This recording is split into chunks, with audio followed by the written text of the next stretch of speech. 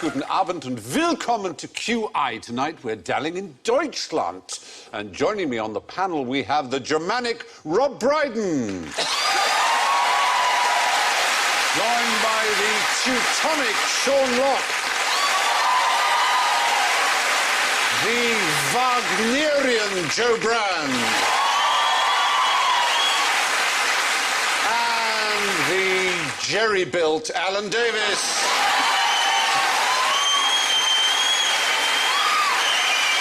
Tonight, to attract my attention with an Achtung, the panel have the very latest in precision-engineered buzzers. Rob goes...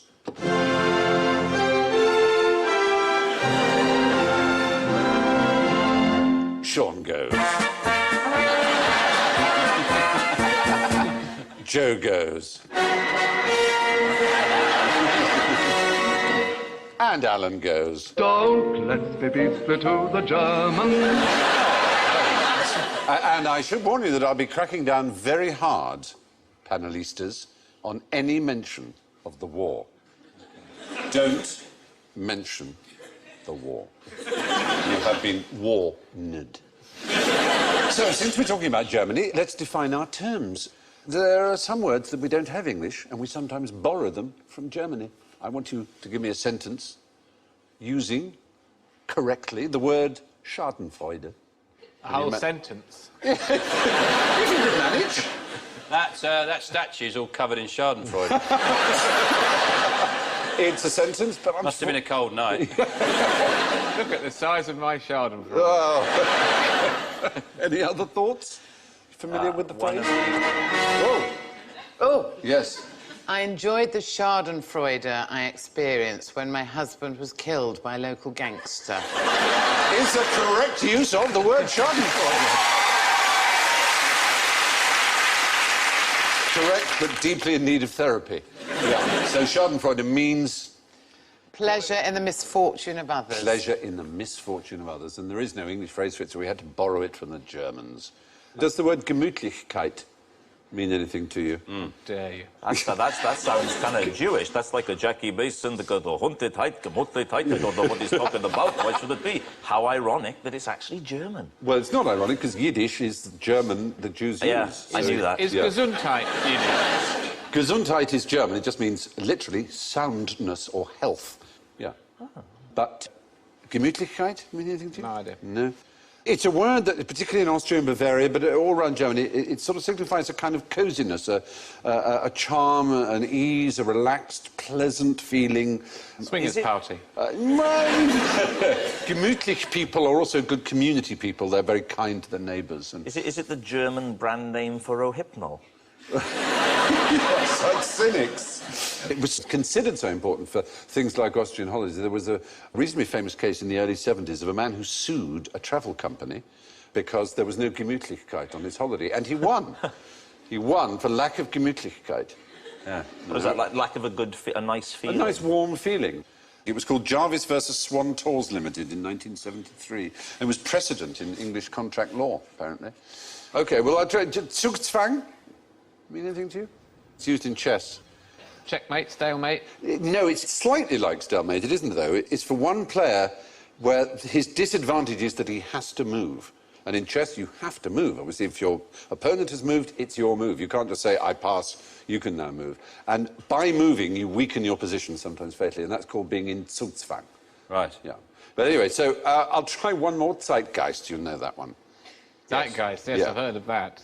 There's sort of something in the air that everyone feels, and it leads to similar ideas happening. Yeah. Spirit of the age. Spirit of the age. It literally means time ghost or time spirit. Yeah, exactly. Well, You did pretty well on your German. Turns out that Class. German words are not in the zeitgeist. It seems not. It seems that they aren't. They're not in See what I your... did there? Did a German word joke. I didn't even know I had one. German words are not in your Weltanschauung. Indeed. Yeah. Well, good. We use a loan word when we're overwhelmed with that Weltschmerz and Angst because we don't have one of our own. One of the many ways that our German friends have contributed to the gestalt of the English language. How upset are the Germans about the 1966 World Cup? Well, very, I would say.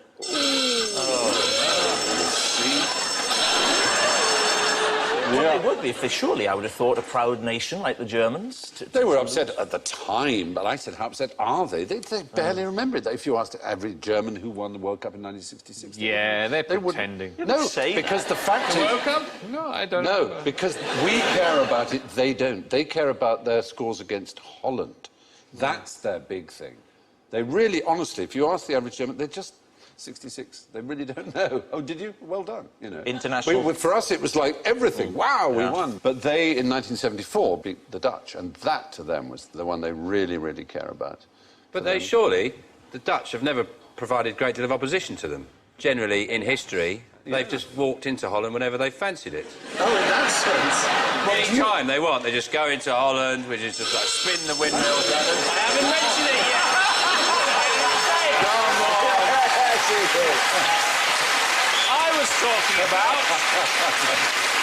I was talking about the great Geschmerz-slip in 1762, where they just walked into Holland, but they can just enter. I'll mention the War of Holland. You have to. Surely they're denying their true rivalry, which will be with us. Why deny? They're in denial. We may think that, but it's up to them to decide. I mean, you can't force they're a German to care about whether they beat Well, they us or not. bloody well should. Yes, I'm sure you're very upset by it, but I mean, they just don't care that much. And there are other things like the sun lounge hogging with the towel. Yeah. Is that something you've actually experienced? Yeah. There's some picture of it. These are some of Alan's holiday photos And- he brought with him. It turns out that a German lawyer called Ralf Höcker actually did a study, and he confirms that we think it. But Germans are blissfully unaware of their reputation in this case. No, But really? a study by I Halifax... think they don't care, is the right description of it. They just don't... They don't know that's what we think of them. They But think Halifax it's Travel just Insurance... common sense Yeah. to go down before breakfast, Yeah. basically at dawn, It turns take out all the beds around the pool. that Halifax Travel Insurance in 2009 confirmed with a study that Germans are the most likely to reserve sun lounges with towels. And which nation do you think is the second most likely to? The Dutch. The British. The British. Yeah, very Who close. turn up in 10 fact. minutes later and go, Ah, exactly. Well, the French and Italians and Portuguese are having breakfast and not really Well, and caring. also they're in their own countries. Yeah, well, that's... that's true. Enjoying the lovely food and yeah. weather. That is highly true. Highly true. I had a run-in with some Germans on holiday once. I'm sad to say, because I like Germans on the whole. And I'd walked through the hotel past a group of Germans who didn't realise I understood German. And as I went past, one of them said, whoa, whoa. There goes the sad, fat English. Something rude. And so I railed at them in my pidgin German, which made them laugh even more. And then the next morning, I had to walk past them on my way round the pool, because obviously they'd sat down in all the nice chairs. And I went past with my head held high like that, sat down on a deck chair, went through it. Oh,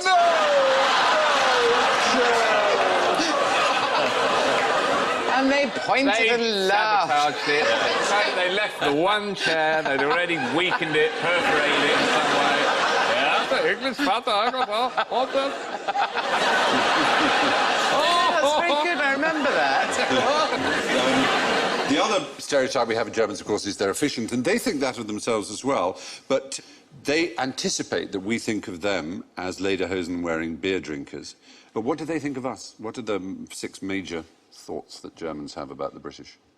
We're probably a bit smelly, beery, Beautiful hair. Untidy, they would Untidy, say. They think of us scruffy. as untidy. Violent. Well, that we come in mobs, certainly. Yeah. That we're obsessed with royalty, apparently. They think we're all obsessed with royalty. That we drink tea all the time. That we're rather reserved, and we can't cook. So they've been over then. Yeah, they've visited. Pretty accurate summation, I fear. If not, they've certainly read our newspapers. Yeah. There you are. The fact is, we may think of the Germans as our great rivals on the football field, but they're more interested in caning the Dutch. But why did the Germans confiscate the Dutchman's trousers? What, the Dutch... Is there some special Dutch trouser? Am I missing some Dutch trouser? When was the thing? World Cup held in Germany? 74 and 2006. 2006. Yeah. Now, in 2006, a group of Dutch fans, in fact, hundreds of thousands of Dutch fans, thought it would be rather charming to buy some orange lederhosen that were provided for them, which had two big pockets they could put beer in, and they had a lion's tail. They were called Leeuwenhosen in Dutch, which means lion trouser, lion pants. There they are, big pockets for their beer. They look like they work for EasyJet. They do, don't they? They do. It's the same colour, the colour of Holland, the orange, us of Nassau. But these were confiscated en masse to such an extent that all the Dutch fans that came to the first Dutch game against the Côte d'Ivoire, the Ivory Coast, had them taken away, so they had to watch in their underpants. So why? That's my question. Why? Why, Alan? They could be used as a catapult. No, I'm afraid it's a... No, they probably thought it's not going to be a very good match. We want shots of loads of people in their pants during the game. Do they manufacture it? Do they have some kind of logo on them? Well, they do. You can see. What does it say? Oh, sponsorship. It's just because of their sponsorship. I fear it's true that the official People have paid FIFA for beer was not Bavaria, and therefore it wasn't allowed. And this happens a lot, I'm afraid. At Wimbledon it's happened. There's some woman had her yoghurt taken away from her because it wasn't the official yoghurt of Wimbledon. That's outrageous. That's terrible. Pathetic. It's Britishly pathetic. But it's outrageous as well. Take your yoghurt. Yeah. You can't hang your yoghurt. The Bavaria Beer Company, that scam was a complete waste of trousers. It was a waste of We've got a trousers. brilliant idea. Yeah. Oh, no. Exactly. They should have got them to confiscate tattoo. They should have got them to tattoo Bavarian beer on their foreheads. Yes. And then they'd have had to laser them before they go into the game. I think There'd be big and these people with burnt foreheads watching a game. That'd have been good. I'd have liked that. You know, that's why they... You know, when Premiership footballers get booked if they take their shirts off when they score a goal. It's because that's the time you see the sponsor, isn't it? When they've scored a goal, you see the sponsor on the shirt. That's why FIFA made it a bookable offence to take off your shirt when you scored a goal, because that's the time when you get all the coverage. Is that right? You know, the Beano, you know. The Beano were going, Christ, we paid hundreds of millions to sponsor Man United, and Ronaldo takes his shirt off. All you're seeing is some nipples. Yeah. So what does lederhosen mean? Leather trousers? Leather pants, leather trousers, absolutely. It's one of those rather typical things where the upper classes decided to ape the peasantry in the 18th century and had these incredibly expensive wedding and country feasts in which they pretended to be, rather like, you know, Marie Antoinette with her silver milk churns pretending to be a milkmaid. Now, the socks that man in the middle is wearing are very long socks, and just out of interest for you, that's something that I've turned to recently. I now favour the longer socks. Do you? Can you take me through your reasoning? Yes, I can. I'll show you. Yeah. The gentleman's sock. The half hose. It's called the half hose. Now, Joe, you, as a lady, you're going to think this sock is going to stop a lot sooner than it does. So, watch this. Look at that. Surely we've reached the peak. Oh, my goodness me. Surely we've peaked. No. Oh, surely, my word! Surely. He's wearing tights.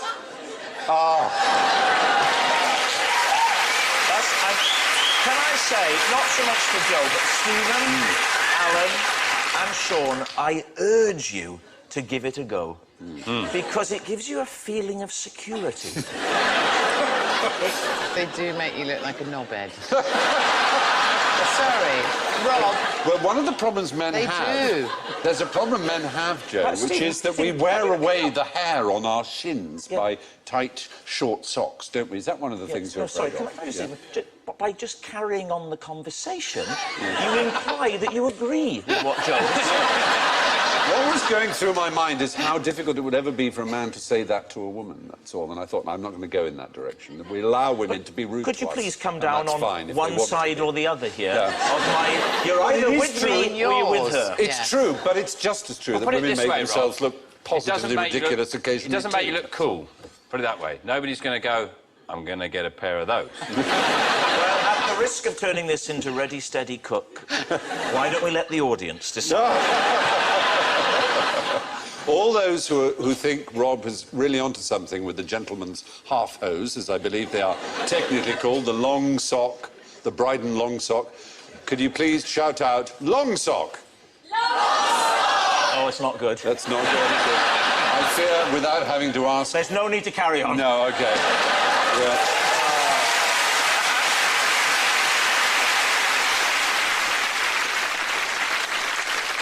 There's a class of ethnic immigrant now long established in America known as Pennsylvania Dutch. Where do you think they originally came from? Germany. Yes, the Rhineland and Switzerland. See, I double bluffed you Exactly, very good. But why would they be called Dutch? there. Because the Americans can be bothered. No, because they rightly recognise the word Dutch and Deutsch are the same word. Deutsch is Dutch.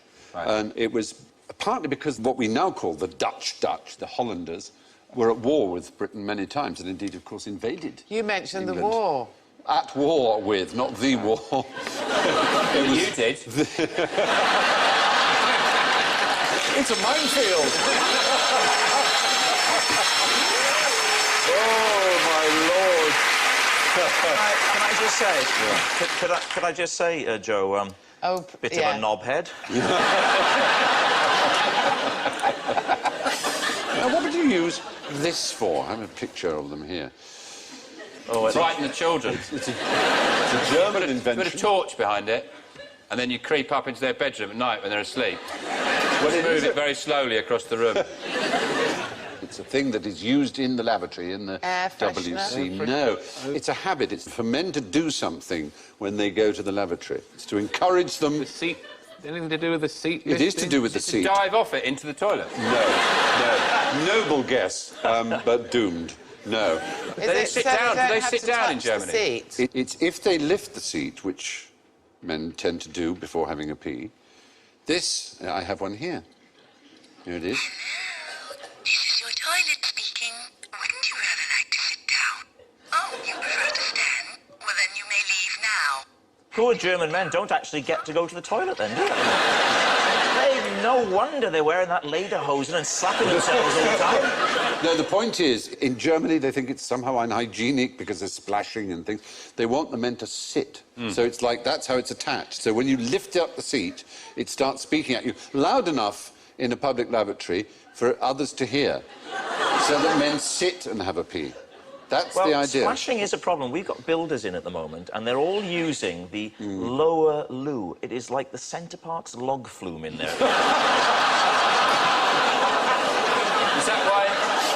Is that why you've got the long socks?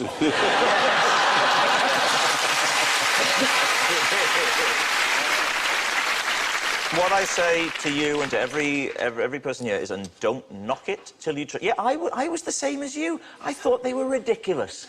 Then I put them on, and I'm loving it. How good can it be, though? Just a long Yeah, I sock? know. Exactly. But have you tried it, Sean? No. Exactly. Try it, then come back to me. I just going to wonder what's going to happen to you when you go, like, skydiving. You go, wow, this is incredible. Forget the socks, this is amazing! I have been skydiving. Have you tried jelly? That's nice. Oh, my God! The socks were good! This is incredible! You know what? They laughed at Edison, Yes,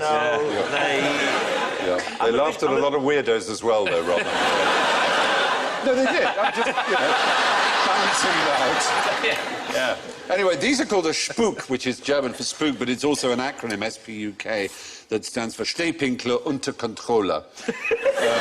Stehpinkeln is to stand urinating, as opposed to Sitzpinkeln, which is to sit urinating. You're going to think I'm making this up, but when I sit down, if I'm wearing a heavy cord, a jumbo cord, for example, one of the things that annoys me more than anything else is when I put my trousers on and sit down, sometimes it catches the long sock and takes it down to the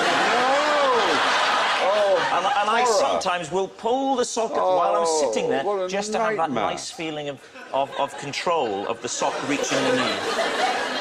And just a minute, Rob. You're not a knobhead. You wear long socks and jumbo cords. I said if I'm wearing. Sometimes I'll wear a jumbo cord. Yeah. You know what my dilemma is in that situation? Is what I often do is, if I'm sitting on the toilet, is I often take my glasses off right? So I don't like wearing them. For distance. I don't need them. I'm sat there for a while, I don't need my glasses. Right. So I often take my glasses off, and the pants act like a little hammock for the glasses.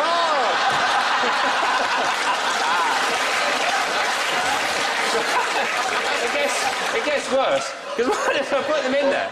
And then I might be sat there for some time, because my diet isn't the healthiest. I eat far more meat than I should. And then so I might have sat there for 10 or 15 minutes. And then, when I stand up finished, I stand up to pull my trousers up. I forget about my glasses. Oh, no!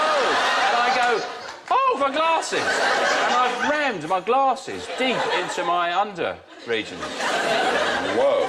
And I cleaned this pair, I think. Yeah!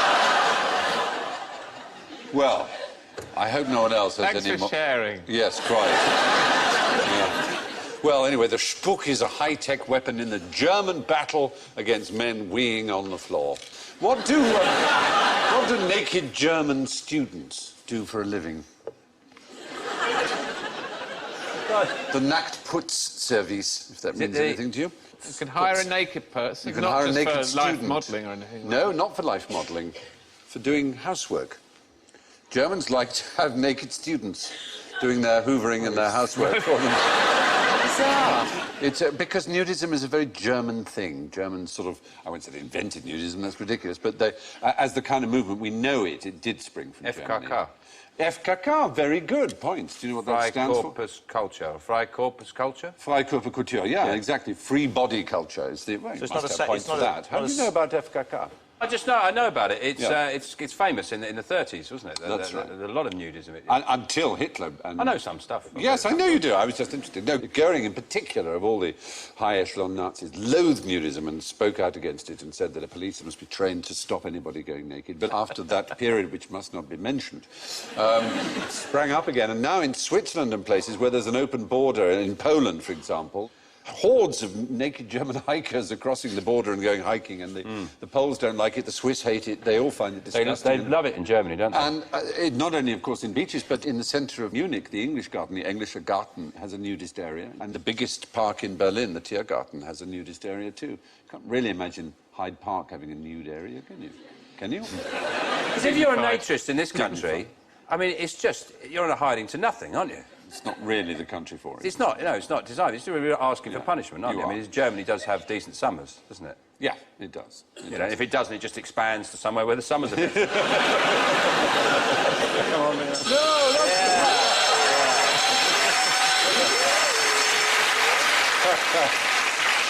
If I was a nudist, what I'd do, I'd go nude, but just for a laugh, just before I left the caravan, I'd just get a little bit of tissue paper and stick it... See how long before someone mentioned it. He goes, are you playing volleyball? Who wants to come for a smoothie? Come on, I'm buying. So you go, Sean, you got... What? Anyway, Nacktputzservice is the popular German practice of hiring students to clean your house in the nude. It's all in the finest tradition of the home of modern nudism. What's the most repeated TV show of all time? Oh, Top Gear. It is, isn't it? It is. You do get a lot There's of Top not Gear. a time of day when it is not possible to watch Top Gear. It's true. It is on, and it's always a different one. Ah, but this one is one programme. One show that's the One show. It's the most repeated show. It's a German show. It's a British comedian. Two Called British comedians. The Duchess. Sorry? It's called The Duchess or something like that. I Or think you know what I'm referring to, yeah. The waiter or lady somebody. It's, yeah, it's a He has to have British a drink. comic being a waiter to a posh... It's called Dinner for One. That's right. yeah. And it's shown on every channel in Germany on December the 31st every year, and has been since 1972. Oh, and I know who's in it as well. Yes. Freddie Frinton. Freddie Frinton, you're right, plays a butler who has to serve a Christmas dinner for his mistress, played by May Ward, who's rather mad and old, and pretend that there are other people there, and he pours out drinks for them and gets drunk himself. You can see a bit of it, here you are.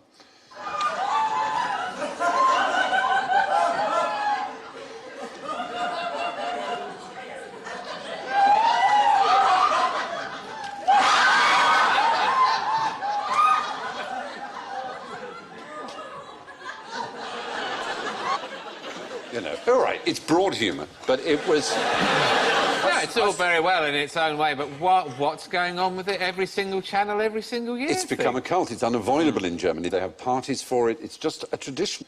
It was a sketch done in 1920. They used to do it, you know, on the halls and all around the other places like that. And a German TV presenter saw it in 1963 and thought it was amusing and said, come and do it on German television. So they did it on German television once, then they did it again to record it. In 1972 they showed it, and they've showed it ever since. And it's become so popular. I think, to give the Germans their credit, they laugh as much ironically at it as we would if we saw it. It's just one of those things that happens to have become an extraordinary tradition. I was in Denmark. And it's spread to Denmark and Austria and all around Europe. Is there any dialogue at all? So, yeah, this line, the same procedure as last year, Miss Sophie, and she says, the same procedure as last year, James. And then at the very end, when she's going up to bed and she says the same procedure as last year, she says, I'll do my best. So that's the sort of punchline, you know. I'm quite glad we've got the Great Escape over here. Yeah, that's our tradition. If you might exactly... Not on every channel. Not on every channel, I agree. It is pretty extreme. It's almost impossible to avoid Dinner for One with Freddie Frinton. Anyway, what did Uncle Wiggly Wings ever do for Germany? It sounds like a children's character, Uncle Wiggly Wings. Well, he was someone who helped children. What are we looking at here? We're looking from a high point down on children who are looking... Abandoned orphans calling for a helicopter to please airlift me out of here. Airlift is a good word. Stick with the word airlift. What does airlift in Germany bring to mind? Berlin. The Berlin airlift. The war. No, it doesn't. It's not the war. No, it's during the Cold War. When The Cold War you can mention, all right. when they blockaded Berlin. West Berlin. Yes, the Russians completely closed off the city of Berlin, which was in their sector, the eastern sector, in 1948. And for over a year, Berlin was completely cut off from the rest of the world. And so they dropped food, millions of tons of food. The Americans, the British, so on, dropped it. And there was an American pilot who had 2 sticks of gum, and he gave it to some kids. And he said, if you'd share it amongst each other, I'll come back tomorrow and I'll give you more candy. And so when he flew over the last time, he wiggled his wings over them and dropped some chocolate. And he'd do this each day. More and more children came, and it took on and became a huge propaganda coup for every year. And it was called Operation Little Victuals. And children in America provided their own candy, and of course the candy corporations caught on. And huge tonnage of sweets. It sounds lovely, but you imagine a Terry's chocolate orange heading down at you at great speed. But you see what that boy's holding out there is the little hanky-style That's no parachutes. match for the Terry's chocolate orange. Of course, the chocolate orange could have landed like the bouncing bomb as it did in the war. Oh, no. This is just naughty. If a chocolate orange were to land like a bouncing bomb, that would be a good thing, because if you hit it, it would go boom. It would just open up nicely, wouldn't it? Gorgeous. 2,223,000 tons of supplies were dropped. Not in the one go. Over... Because that would have just buried them. Over a year. Yeah. That's the airlift itself. During the Berlin airlift, American pilot Gail Halvorson used handkerchief parachutes to drop sweets to the children of Berlin. He was known as Uncle Wiggly Wings. What's bound to happen eventually when you get into an argument on the internet? Imagine you'd go away at some point and have a word with yourself and go, why am I wasting my yes, life? There's plenty of people I can have an argument with outside. It's one of the most dispiriting views of the world, isn't it? An internet message board, when you see what some people will write and how worked up they'll get about this one. Well, you... It just shows that you're a... and all the other have been with their own for the last... Why don't you... Sounds like they've got a problem with their keyboard. They've got...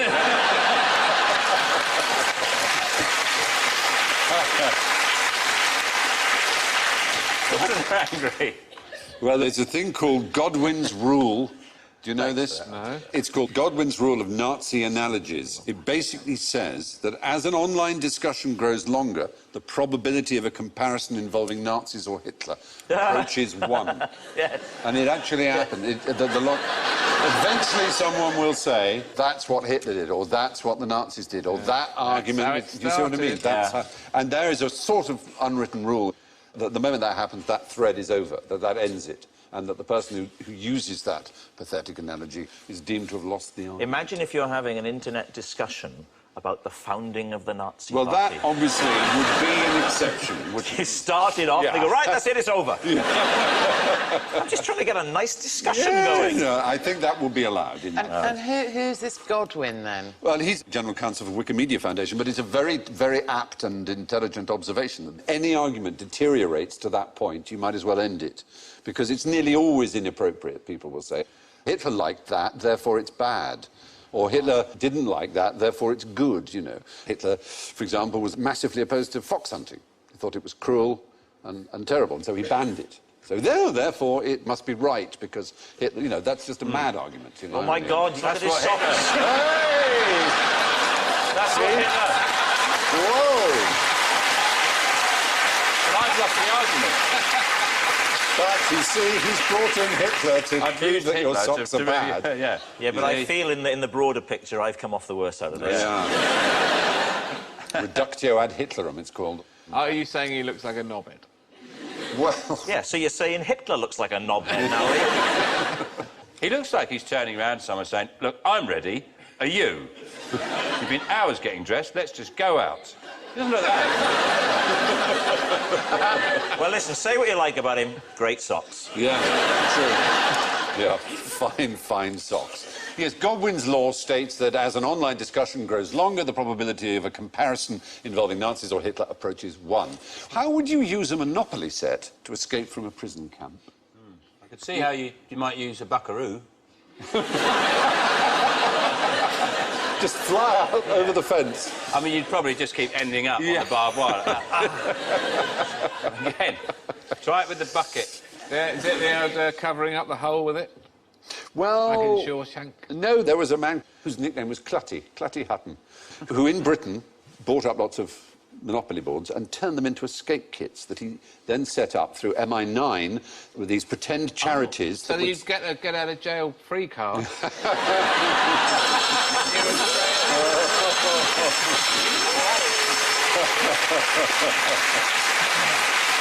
That's a very good idea. It was. No, what was brilliant Cunning was the secret that hidden in the Monopoly board were incredibly useful things. File. Like a small dog, tiny hat, and a little ship.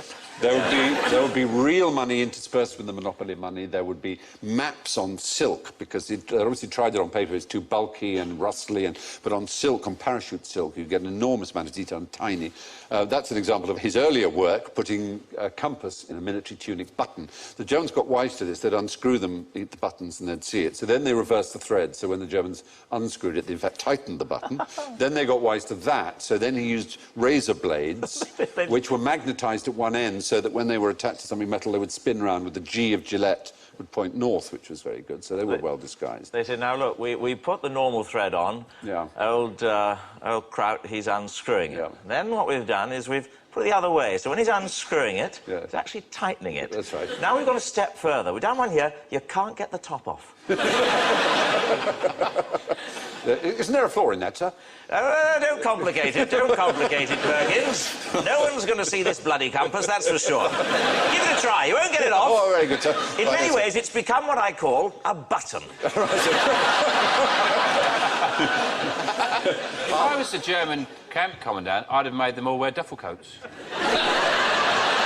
If it was me, if I was in charge, I would have started shipping out giant Jengas. Would you? Well, then you just build them up. You know the Jengas you get in pub gardens? Yes, Just massive ones, just hop over the fence. Brilliant. If only you'd been in charge then. Or snakes and ladders, but with actual ladders. Yes. And real snakes to scare the Germans. Scare the Germans. Good British snakes who didn't like the look of a German soldier and would go up to them and go... What about if they gave them toy tanks, but really big ones? Then they could just drive straight out. And turn around and go, take this, Jerry. What if they were to send the prisoners of war very long socks and concealed inside the socks are big files to file down the bars? Well, they sent them blankets which, when wetted, gave the outline of a greatcoat, which they could cut out, so it was like a tailor's template to make a greatcoat with, and pens with hidden sacks of dye in to make them different colours, and playing cards that when you threw them in water, they peeled aside to have money in them. It's a really clever stuff, double laminated. Can't believe the Germans gave them their post after a while. Well, they didn't know. Obviously, they had to hide the fact they got all that. Anyway, Monopoly boards were amongst the ordinary items which were sent to help escaping prisoners. But now it's time to navigate our way through the hostile territory of General von Ignorance. So, fingers on buzzers, if you please. Who wrote Brideshead Revisited? Well, it's even more. Sorry.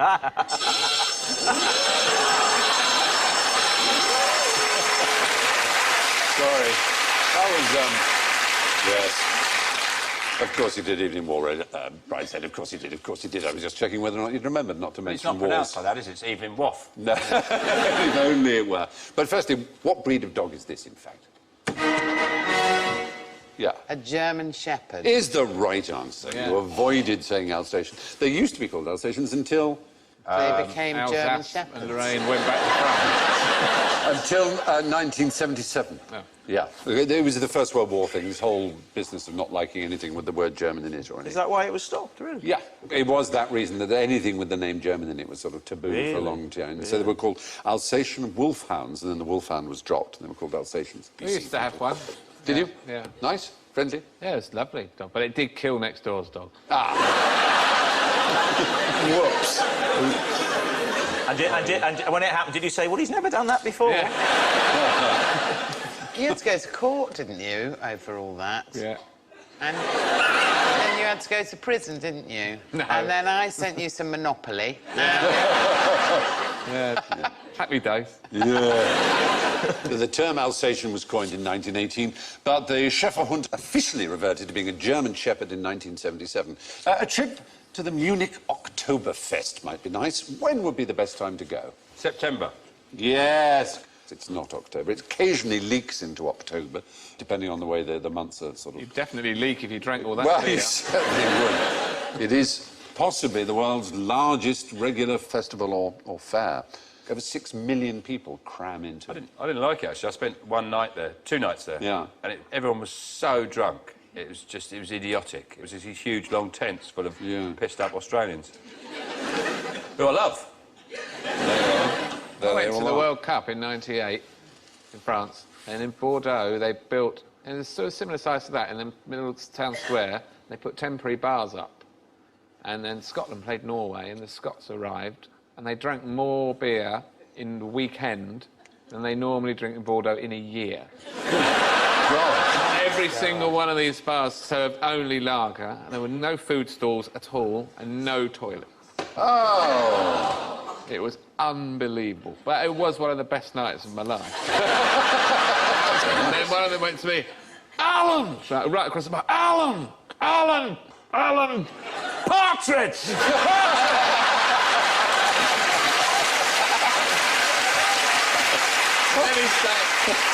Then he started going, aha! Aha! The rest of every time I saw him for the rest of the night, aha! It was very funny. Yeah, it's a huge, huge event. I mean, they drink 6,940,600 litres of beer. It's horrifying, isn't it? Most of the Oktoberfest takes place in September and knocks into a cocked hat the idea that Germans don't know how to have a good time. Now, a musical question. What's wrong with this? Cream-coloured ponies and crisp apple strudels, doorbells and sleigh bells and schnitzel with noodles. Schnitzel with noodles? Yes, schnitzel with noodles. Schnitzel is almost never served with noodles. It might be occasionally now simply because of the song, but it basically rhymes with strudels, let's be honest. That's why... Could have had it with a poodle, then? Yes. You've ruined the film for a lot of people. I'm sorry.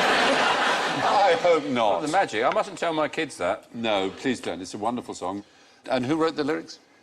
It was Rodgers and Hammerstein. The lyrics were, therefore, Oscar Hammerstein. Yeah. The second, yes, absolutely.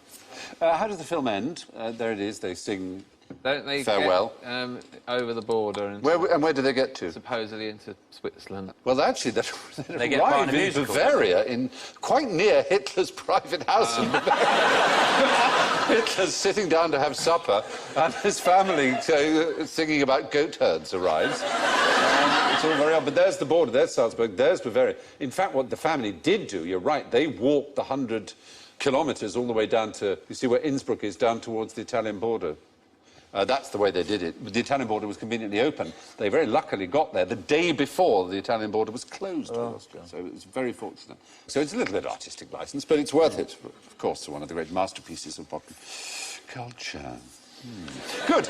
Now, lastly, what happens in Germany at 11/11 on the 11th of November every year? Everything carries on as normal. No, there is something special happens. The 11th of September. 11th of November. 11/11 on the 11th of Phone rings and the British Prime Minister says, we won.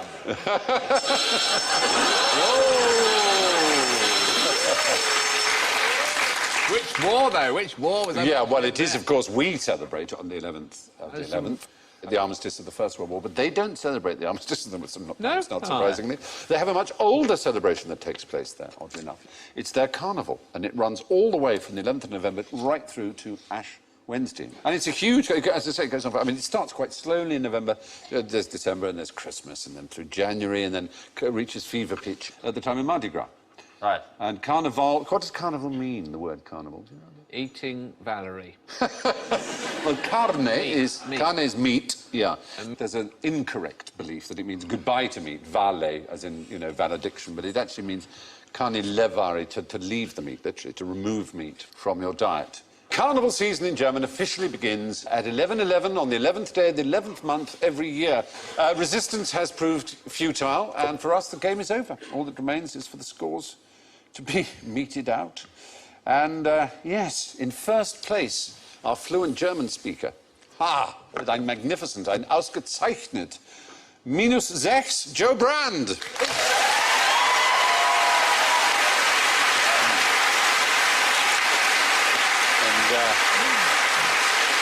auf Platz 2 mit -7, Rob Brydon. Good or bad? I don't know. Aber auf Platz 3 mit -36 Alan Davis. Und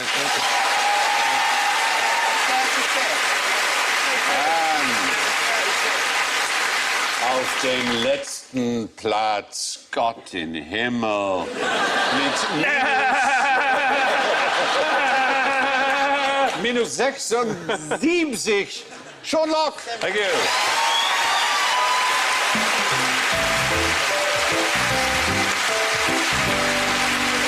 That's gone, as I'm sure you know, was -76, possibly a record. Yes. So it's Auf Wiedersehen und Gute Nacht von dieser QI-Ausgabe und von Rob, Sean, Joe, Alan und mir.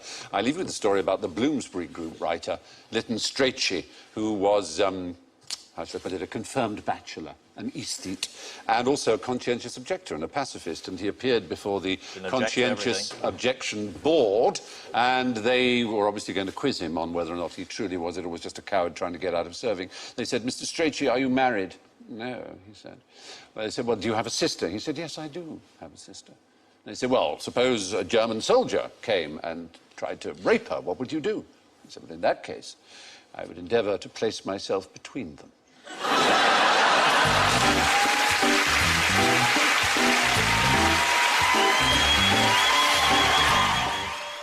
Creativity goes awry next on BBC Two with new comedy, The Persuasionists.